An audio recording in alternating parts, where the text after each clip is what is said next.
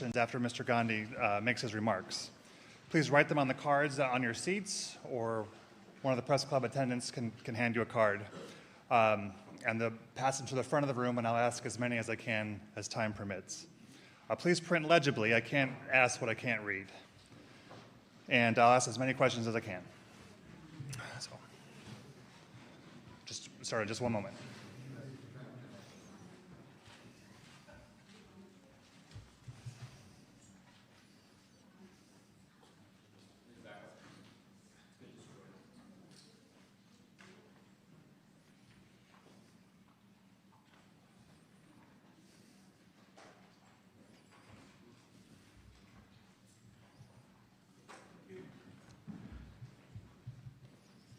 Okay. Good afternoon, everyone, and welcome to the National Press Club, the place where news happens.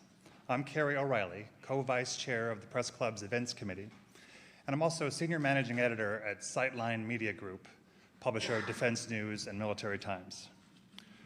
We're delighted today to welcome India's main opposition leader, Rahul Gandhi, who heads the Indian National Congress Party. In March, a court in India's Gujarat state sentenced Mr. Gandhi to 2 years in prison for defaming Prime Minister Narendra Modi. While he was granted bail and remains free on appeal, India's parliament expelled him from the legislature where he had served for 19 years. The defamation case stemmed from a 2019 campaign speech in which Mr. Gandhi referenced the Prime Minister's surname, Modi, in connection with two high-profile criminals with the same last name. "How come all these thieves have Modi as their common name?" he asked.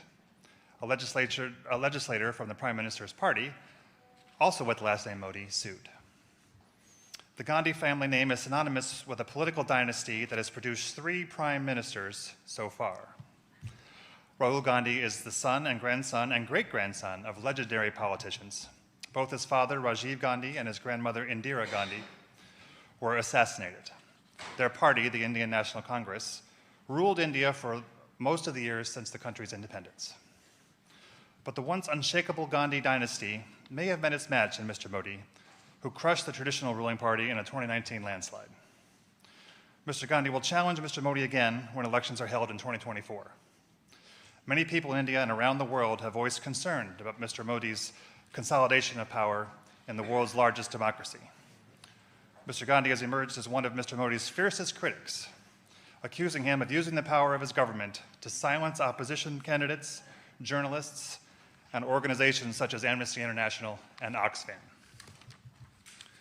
Yet Prime Minister Modi appears poised to win a 3rd term. Morning Consult's Global Leader Approval Rating Tracker ranks Mr. Modi as the world's most popular leader. Data collected the week of May 17th shows him with a 77% approval rating. By comparison, President Joe Biden clocks in at 41%. Today, we welcome the opportunity to hear from Mr. Gandhi's perspectives on the state of India's democracy. Please join me in giving a warm National Press Club welcome to Mr. Rahul Gandhi.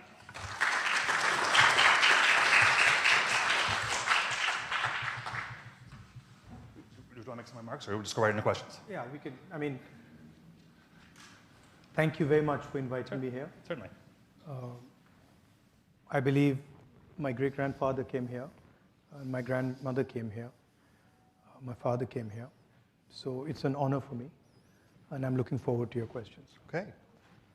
Let me just remind everyone that I'm happy to take your questions, but please write them on the cards provided and hand them before. Shouted questions will not be picked up by our microphones, and if you disturb this proceeding, we will be escorted out. So just want to make that clear. Okay, so since Mr. Modi has come to power, India's economy has improved, according to independent economic assessments. What's your take on the current government's economic policies? Have they improved the country's position?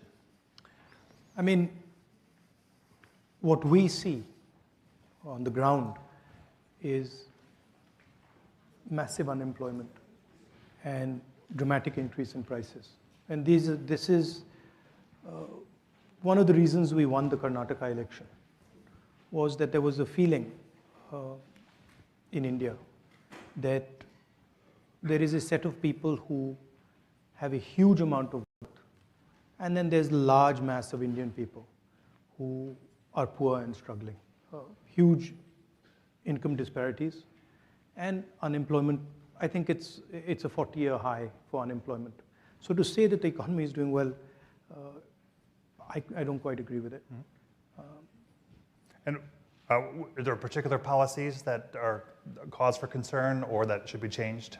I think the central difference between how we see it and how the BJP sees it is we believe in decentralization of power. We believe in supporting the small and medium industries, and we believe that they are the engine of growth in India.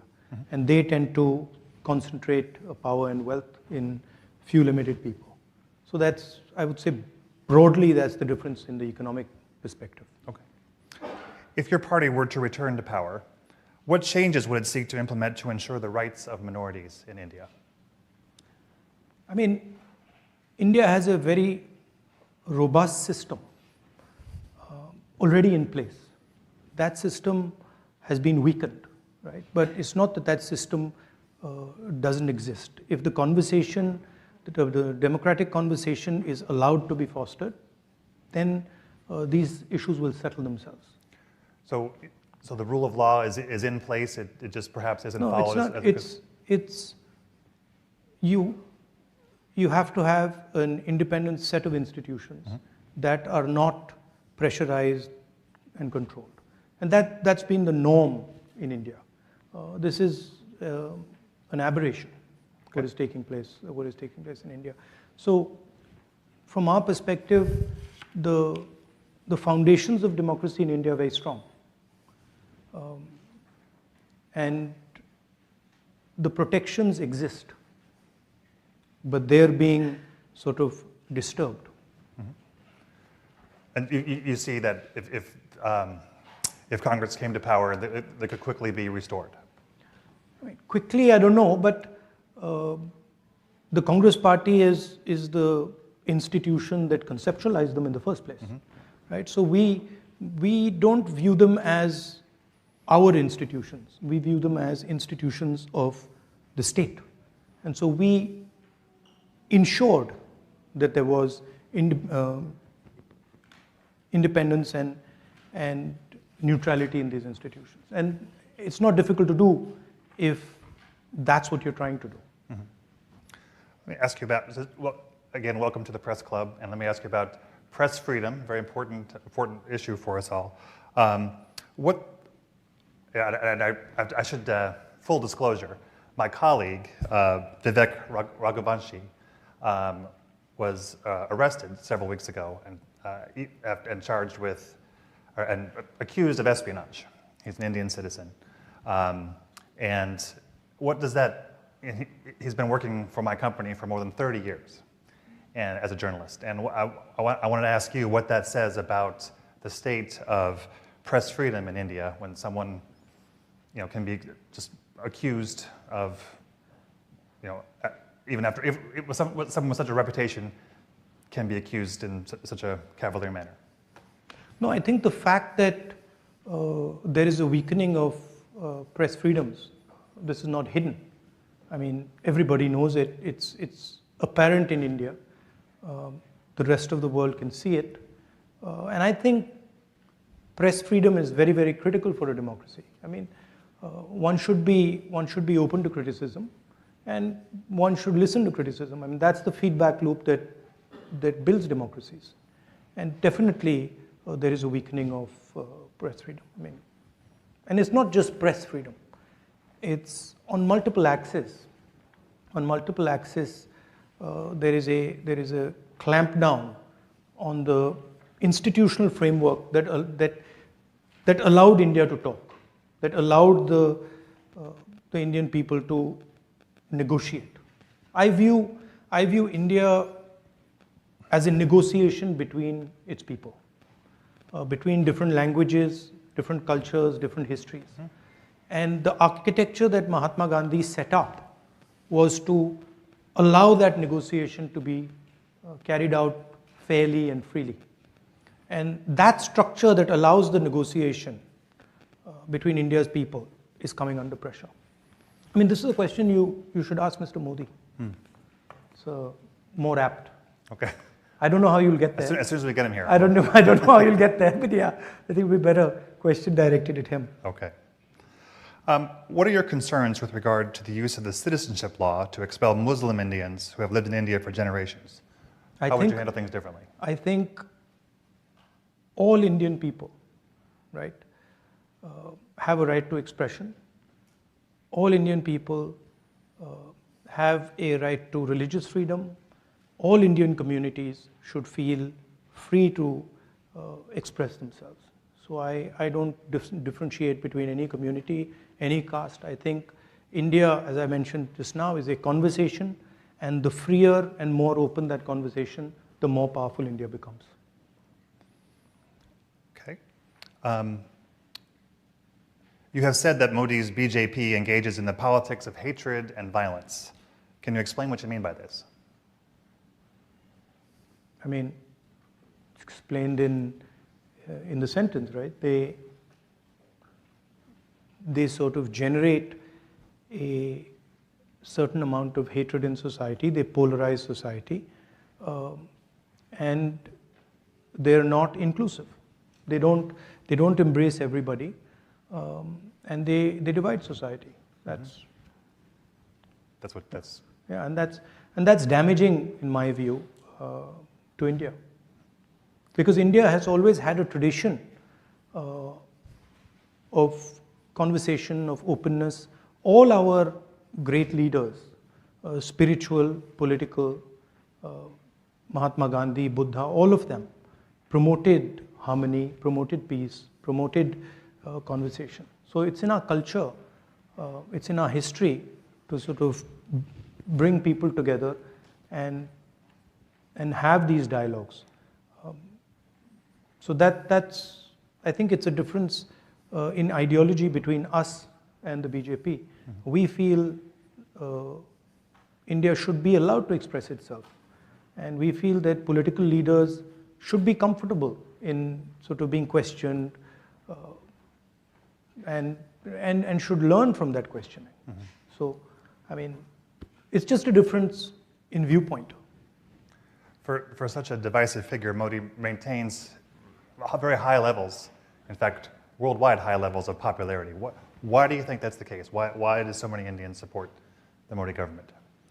I mean, there is a definite capture of the institutions of the country. There's a definite capture of the press in the country. I'm not convinced that, I don't believe everything I hear. I walked across India, walked from Kanyakumari to Kashmir, and talked directly to millions of Indian people, and they didn't seem very happy to me. And they were very clear that there were serious issues with regards to unemployment. There was massive price rise. So there was an angst in the people. Now, and look at the Karnataka election, and wait and watch the next 3 or 4 state elections. Mm-hmm. That I think is a better indicator of what's going to happen. You're here in Washington. Washington has a cozying up, if you will, to the Modi government. Do you feel like this is a mistake? Do you feel like this is not a the U.S. should pursue? Who am I to advise? Policies? Who am I to advise Washington on what they want to do?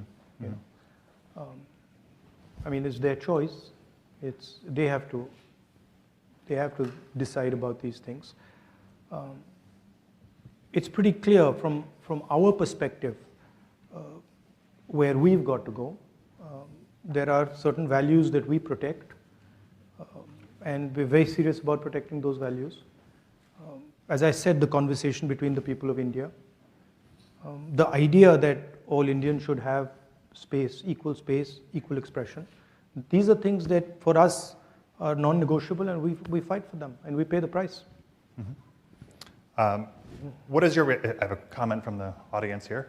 What is your reaction to Prime Minister Modi's statement that not an inch of land has been lost to the border with China? And can you talk about India's relationship with China and how it's changing? I mean, the fact of the matter is China is occupying our territory. It's an accepted fact. I think 1,500 square kilometers, land the size of Delhi, is occupied by them, and I think, it's absolutely unacceptable. Prime Minister seems to believe otherwise. I don't know. I mean, maybe he knows something we don't know. I'm going to ask about Kashmir. India is positioning Kashmir as a tourist destination, while certain populations are persecuted. Do you see this as the path to prosperity for that region? No, I think everybody in India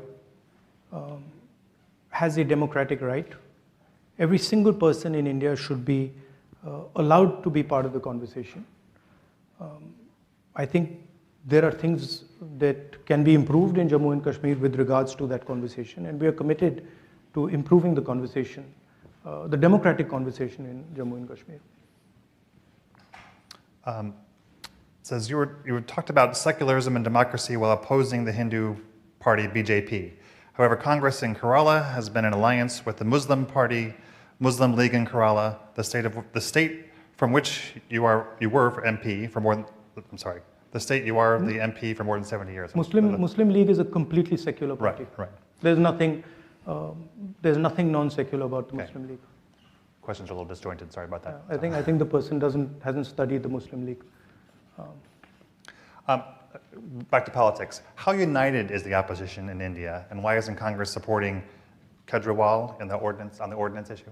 Well, that's an internal discussion we are having. The opposition is pretty well united, and I think it's getting more and more united. We are having conversations with all the opposition, and I think quite a lot of good work is happening there. Okay. Yeah. It's a complicated discussion because there are spaces where we are competing also with the opposition. Mm-hmm. So it's a little bit of give and take is required, but I'm confident that will happen. Okay. So given the electoral strength of the BJP, would Congress now be willing to consider being part of a coalition government that it does not lead? Well, these are questions that need to be asked to the Congress president because he's the decision maker. I think the Congress party will do very well in the next election. Mm-hmm. I think it'll surprise people because I think there is a hidden undercurrent building, and I think will surprise people. And I'm not entirely convinced about this idea that Mr. Narendra Modi is going to win the 24 elections. I think it's not as simple as people make out. If you just do the math, a united opposition will defeat the BJP on its own, mm-hmm. without any electoral math. What can the international community, what role is there for the international community in to prevent a slide towards authoritarianism? It's our job, right? It's our business, and it's our work to fight the battle for democracy in India. Mm-hmm. And it's something that we understand, we accept, and we do. But the thing to remember is that Indian democracy is a global public good because India is large enough that a collapse in democracy in India will have an impact on the world. So that's for you to think about how much you value Indian democracy. But for us, it's an internal matter, and it's a fight that we are committed to, and we're going to win. President Biden will host Prime Minister Modi for an official state visit later this month. The White House said in a statement the visit will strengthen both countries' shared commitment to a free, open, prosperous, and secure Indo-Pacific, and deepen strategic partnerships in defense, clean energy, and space. What impact do you see the visit having? Let's see what happens. Let's see what happens in the visit. I think let the Prime Minister come here and let the visit take place, and then let's see. I don't want to sort of prejudge this. Yeah, but I do think the relationship between India and the United States is very, very important. I think it's also important that we broad base the relationship. It's important to have a defense relationship, but I think we need to also consider other areas, and we need to have a vision for other spaces other than defense. Do you see India as a center between Russia and China and U.S. interests? Do you see it benefiting from the interplay of these countries, or do you see it taking almost a leadership role in the Indo-Pacific in terms of economic issues? Or look, India has to do what's in its self-interest, right? And that's what will guide us. But as a people, we are committed to a democratic vision. So I myself am not entirely convinced about the sort of autocratic vision that is being promoted. And I think that it's very important that democracy is protected on the planet, right? So India has a role there. India, of course, has its view on things, and I think that view should be put on the table. But I don't think one should think about these things as, oh, you the center of things. I think that would be arrogant. We understand the strengths that we bring to the table, right? Democratic values, data. These are some of the things that technology, a highly educated, technically educated population, these are our strengths, right? And I think we have to chart our course based on these strengths. This is a question from the audience. India started as a secular state, but is currently leaning toward a Hindu state. Is that a threat to democracy? Is India losing its original ideology from your perspective? I think there's a fight on in India. There are two visions of India. There is the vision that the BJP has. It's a centralizing vision. It's a polarizing vision. And then there's another vision, equally strong. In fact, if you ask me, much stronger, but not expressing itself that effectively right now, which is a decentralized view, an embracing vision, a sensitive, compassionate vision. And I'm absolutely convinced that this is a transitional phase, and the true nature of India, the true democratic nature of India, compassionate nature of India will triumph. I have no doubt in my mind. And by the way, we've gone through this phase before. So it's not that it's a new thing. The Congress party faced this exact same thing in the 30s, and we decimated it. And we will do the same again. People are impatient, People are like, very impatient.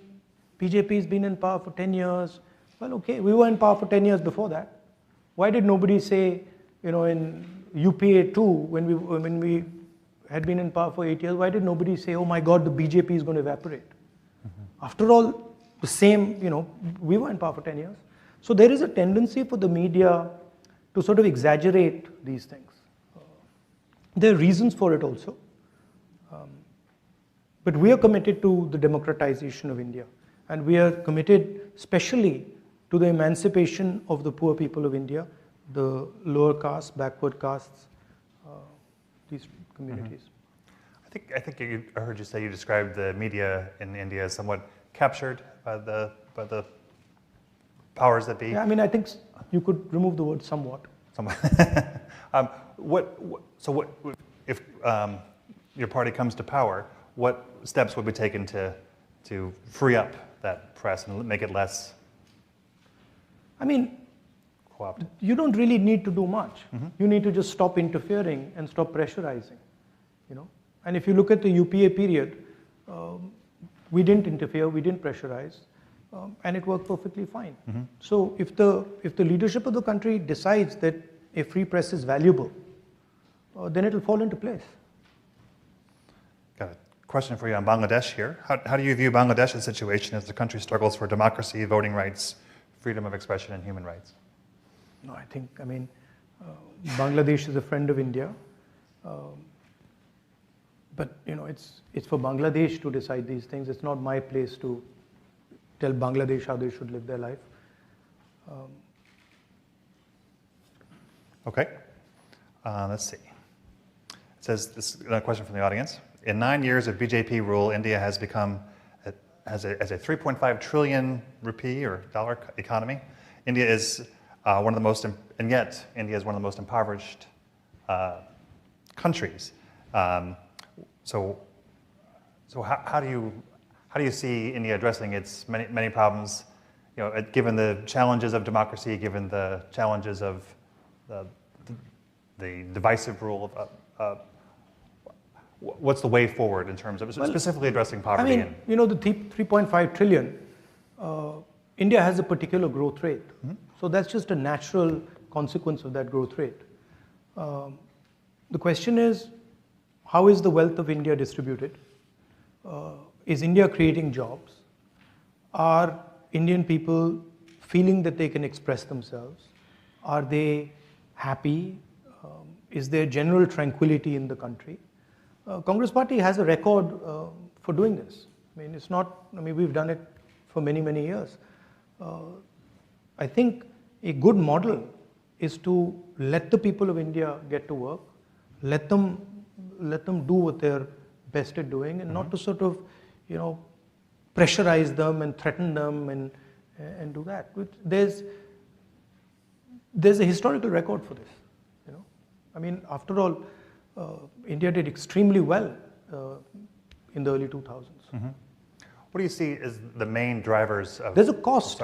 You see, there's also something that people don't realize is that there's a massive economic cost to this disharmony, right?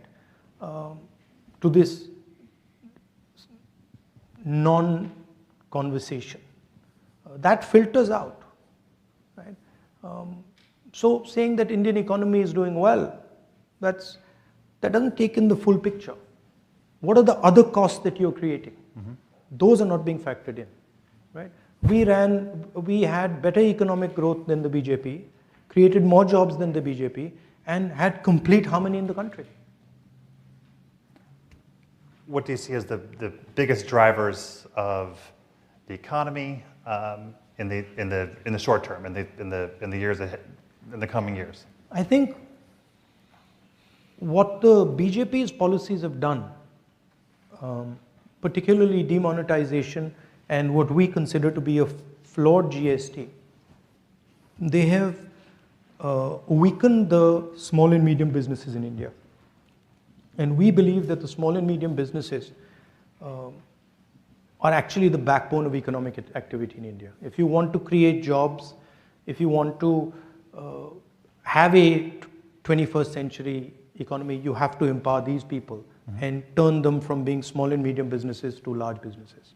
So in our mind, it's taking these businesses and scaling them up and having hundreds, if not thousands of these businesses become large businesses. So that's where we fundamentally differ with the BJP. They believe that you don't need these small and medium businesses, that you can build the Indian economy with 3 or 4 huge, massive businesses. Unfortunately, having 3 or 4 massive businesses doesn't translate into jobs. It can't. Mm-hmm. So that's really at the heart of the difference between the two visions. And you can see it. So, the growth during the UPA period was much better than the growth now. And there's massive levels of unemployment in India now. And it's a real problem because our people, they need to be put into productive activity. Mm-hmm. It's a huge waste of the most valuable resource on the planet. Can India go it alone to build those medium and small businesses, or do they need more open to outside investment? No, I think the United States, I think that's when I was talking about broad basing the relationship. I was talking about that the United States and India have synergies that if they come together can be very powerful. What we are facing is a particular vision of the world, Chinese vision of the world, that offers productivity, prosperity, but under a non-democratic framework, right? That's not acceptable to us because we simply cannot thrive under a non-democratic structure.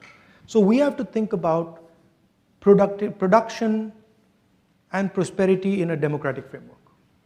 And I think that's where the bridge between India and the United States can play a very important role for us, for you, and I think also for the planet, to show the rest of the world that production, manufacturing in a democratic environment is possible and can actually be competitive with the Chinese model. And also while keeping the environment in mind, is the environment a major concern of yours going into the next election? Yes, as I said, you can't ignore costs and pretend they don't exist, right? And when you're thinking about these things, you don't want to think about them in the 1 year, 2 year, 5 year time frame. As a country, you'd like to think about them in a 20, 30 year time frame. And if you're looking at that span, then the environment is fundamental. You can't get away from it, right? Saying that, the world is in a transition. So we are moving from internal combustion engines to electric motors. There is an energy transition taking place. So we have to adapt ourselves to benefit from those transitions. And I think India is very well placed to do that. Would you consider a big increase in exports one way to measure that, or is it really about innovating the economy to take advantage of these new technologies? It's both, right? If India starts manufacturing, starts producing, it will start to export as well, right? I think there is a opportunity for India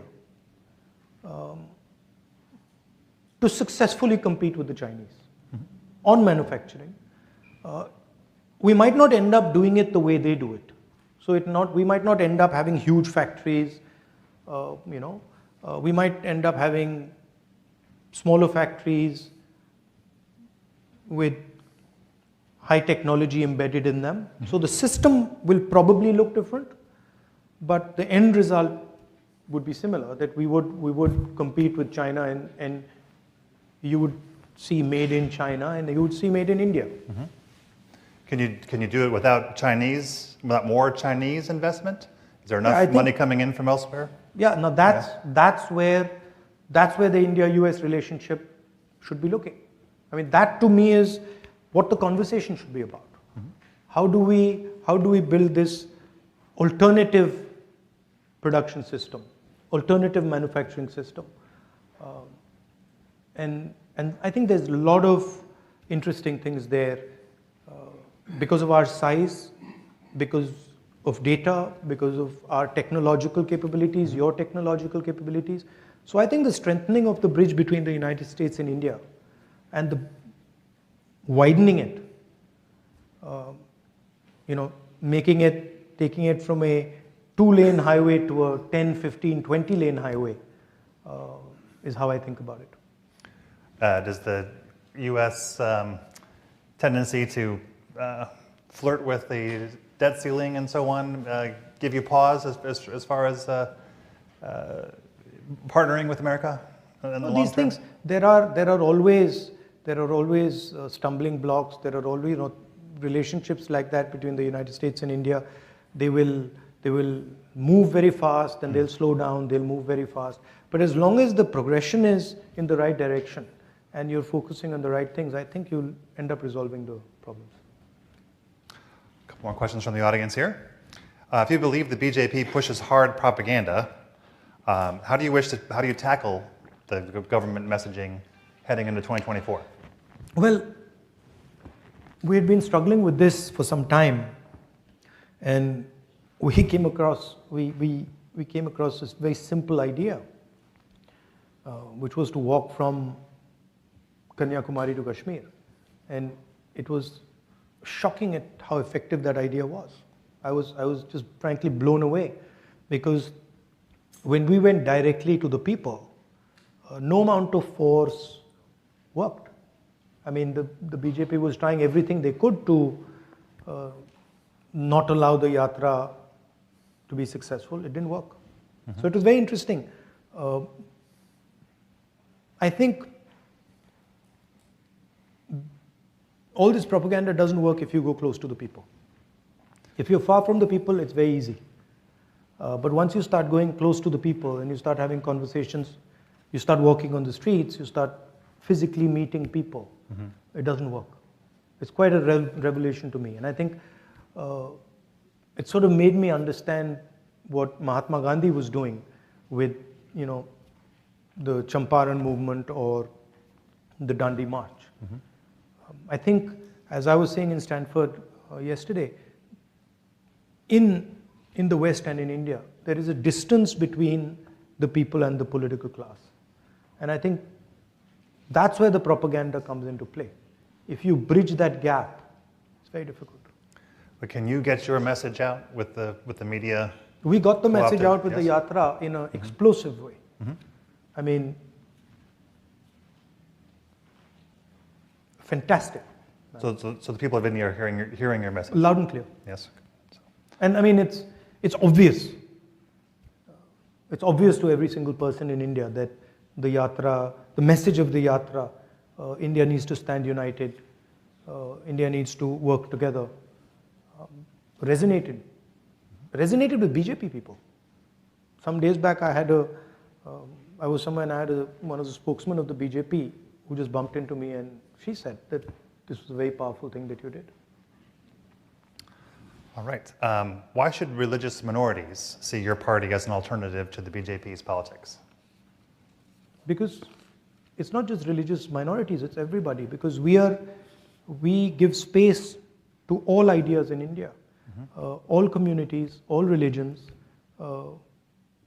Our party is, and the design of our party and our original designer, Mahatma Gandhi, designed the party to be based on truth and non-violence, compassion, affection. So it's a completely different philosophical architecture than the BJP. Yeah. It says, It's a different vision of India. It views India as a conversation. It views India as multiple ideas. It's a bit like, the melting pot idea in the United States, where everybody comes together and you have a conversation, and then you negotiate. So everybody is comfortable in it. several related questions. Here's one. India has been a country of particular concern in the International Religious Freedom Report for several years, and it talks about the policies against Muslims and so on. What would your party do in power to heal or to bring the Muslims and other religious minorities together into the coalition, into the group? You just have to look at our record, right? Our record speaks for itself. We don't even have to say what we're going to do. Just look at what we've done, right? We're the ones, not we, but the Congress Party is the institution that united India in the first place. That fought the British, defeated the British, and built the entire architecture for this conversation. So it's in our DNA. We are committed to this. And as I said, the framework for this is present in India. It's not that it's absent. It's not that it needs to be constructed. It needs to be nurtured and protected, which we know how to do. This is another question from the audience. So, the way you were disqualified from Parliament and what is happening in Pakistan, do you see any similarities here, and what does that say about politics in the region? I don't know. I mean, look, as you said, I asked a rhetorical question. I asked the question, why, well, you described it. Right. I'm fighting a court case, so I have to be careful. But I asked a rhetorical question. And I'm the first person in India to be given the highest punishment for a defamation case. It's the first case, I'm the first person in Indian history since 1947, right? Nobody has been given the maximum sentence on defamation, and that too on the first offense, right? So that should explain what's going on to you. And my disqualification happens, quite interestingly, after I make a speech about Mr. Adani in Parliament. So you can do the math. Let's see. But you know, my disqualification is not really, it's okay, it's not the most important thing. The most important thing is the thousands and thousands of other voices, civil society, government, bureaucracy, who are being frightened into submission. That's much more important to me than my disqualification. My disqualification in many ways is an advantage for me. How so? Because it opens up completely new spaces for me. You know, it allows me to completely redefine myself. And I think they've given me a gift, frankly. They don't think they realize it, but they have. Politics is not linear. You know, it's like, it can suddenly go off into another direction. It's asymmetric. So I think they've given me a gift. It's not apparent right now, but I think they have. So you come from a political family. The Gandhis have been compared to the Kennedy family here in the U.S., both in terms of the highest heights and unfortunate assassinations. What keeps you going? What keeps you involved in politics, despite what can be great risks? I defend an idea.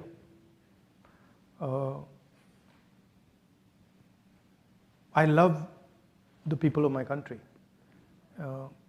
In particular, the people who are struggling.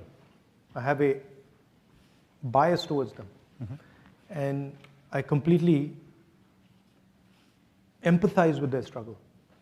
It disturbs me when I see the pain in India. And I have no choice, because that creates a response, emotional response in me that I can't fight. So it's just natural. And also, I've grown up with a sort of narrative about my country, Gandhian narrative of what the country is, what it should look like, what is important. So that's what drives me. I'm not concerned really about, you know, threats of violence and assassination and stuff.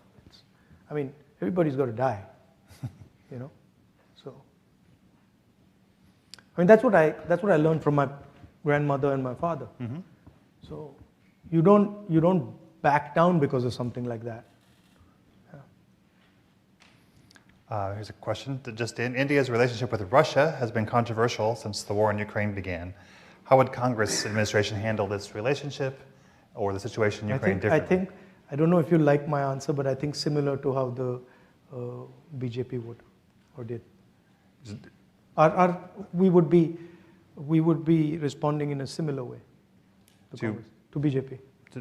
Yeah. Okay. Because we have sort of a relationship with the Russians that, you know, can't be denied. It is there. So I think our policy would broadly be similar. From your perspective, has the relationship with Russia changed since the war in Ukraine began?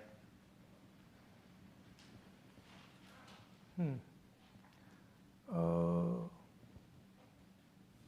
think in some ways it might have. Yeah, I think it might have changed in some ways. But there is a old historic relationship with the Russians, and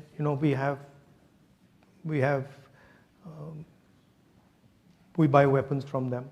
So there are also those type of reasons for this. Mm-hmm. Yeah, but I don't think a Congress government would be dramatically different than what the BJP is doing right now in terms of Russia. Got time for a couple more questions. Let's see. You've asked a lot, huh? Oh, yeah. You've got through a lot. Stack. There's a lot of interest here in you, sir. You've compared. So I'm going to butcher these names. Please forgive me. You have compared with Guru Nanak Udasis driving your speech in San Francisco, while the SGPC has raised questions on your statement. What would you say to your? Do you know what this is referring to? I'm sorry. I promised you I'd ask. So. No, I don't know. What is Udasis? As you compared with Guru Nanak's Bharat Jodo Yatra and SGPC raised questions. Okay. So. Sorry. Thank you. I'll explain it. So I said that the tradition of a yatra or a walk is a very deep tradition in India, and I said that many great people have used this instrument of a walk. Mahatma Gandhi has used it. Guru Nanak has used it, and as an instrument of conversation and as an instrument of understanding. So I think they're saying that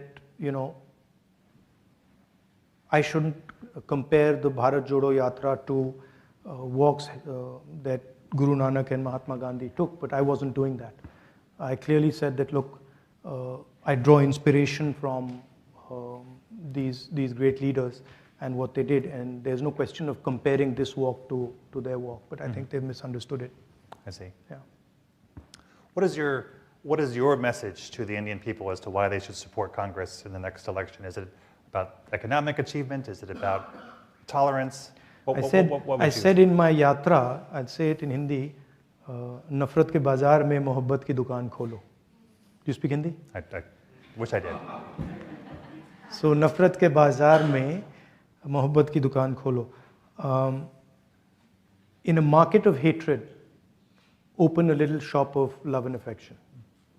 So I believe that India needs to be in harmony. And I believe that India needs to be able to express itself to truly succeed, right? I don't know of one case where somebody who's angry or somebody who's full of hatred has